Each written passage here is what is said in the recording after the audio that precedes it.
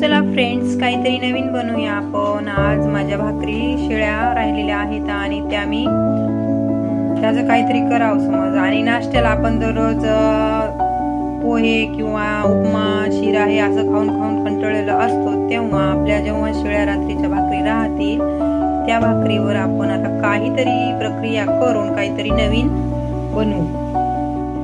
या रात्रीच्याच भाकरी आहेत, त्यामुळे याला जादू याची काही अशी गरज नाही।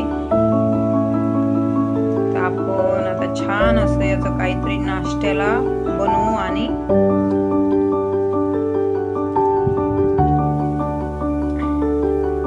असे तुकडे करून घ्यायचे।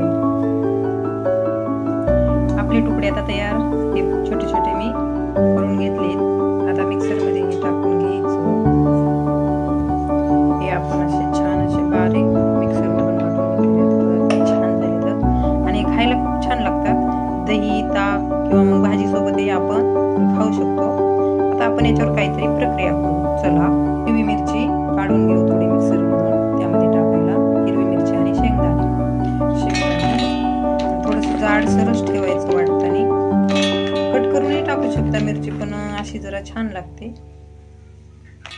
लहान लेकरांना खायची असेल तर कट करून टाका। थोडंसं जाडसरच वाटून अजून थोडं जाड तर छान लागते दाताखाली। थोडंसं तेल कढईत टाकून घ्यायचं। मोहरी, कढीपत्ता, जिरे,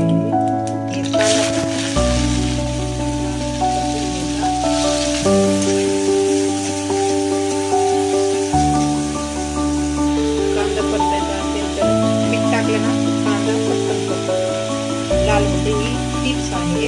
थोडीशी हळदी आपण हे काढलेले टाकून घ्यायची।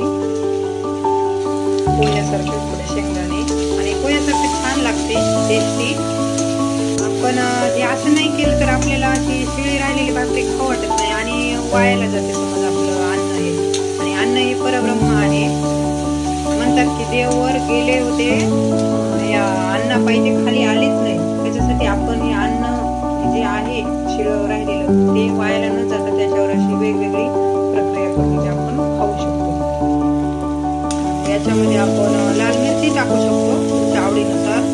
आणि कट करून मुलं छोटे छोटे खातात त्यांना कट करूनच टाका, जेणेकरून मिरची आपण तिखट ते काढू शकतात। मिरची काढून टाकता येते। हे आता लाल झाले, कांदा आता लाल झालाय। आपण आता यामध्ये हिरवी मिरची आणि शेंगदाणे काढून घेतलेले ते टाकून घेऊ। हे झालं आपलं तयार। आता यामध्ये आपण हे ज्वारीच्या भाकरीचे पीठ करून घेतलं होतं याचं, ते आता आपण त्यामध्ये टाकून देऊ। आणि ज्वारीचंच नाही तर बाजरीची भाकरी, चपाती याचंही आपण करू शकतो। खूप छान खायला लागते, टेस्टी, काहीतरी नवीन।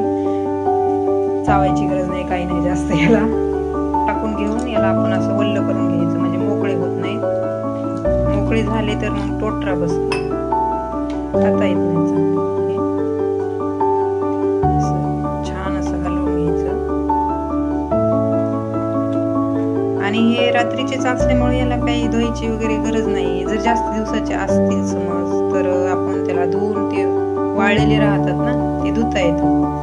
हे कसं वल्ले असल्यामुळे याचा लगदा होते, असं काढता येत नाही मिक्सर मधून। याला कुटूही शकता, ज्याच्याकडे मिक्सर नाही त्यांनी कुटून घ्या। अजूनच टेस्टी लागते। बघा कसा छान कलर आलाय। आता याला नाव तुम्ही काय द्यायचे तुमच्या मनाने देऊ शकता। कोणी उपमा म्हणते, कोणी पोहे म्हणते, कोणी तुकडे म्हणते, कोणी कुटके म्हणते। आपल्या विचारानुसार याला आपण नाव देऊ शकतो।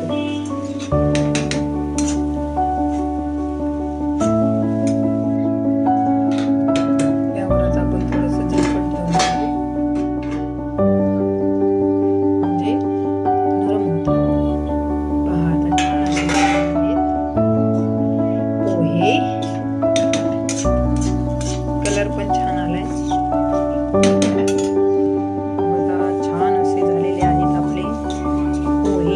बाजरीचे करू शकता, गव्हात चपातीचे किंवा मग ज्वारी ज्वारीच्या भाकरीचे टाकून देतात त्याचा असं बनवून नक्की त्याचा आपल्या आहारात समावेश करा.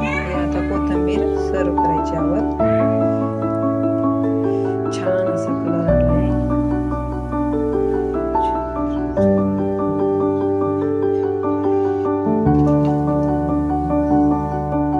झाले आपले ज्वारीचे पोहे तयार. ज्वारी भाकरी किंवा चपाती जे करू शकता टाकून न देता हे तुम्ही नक्की ट्राय करून पहा आणि खायला छान लागते.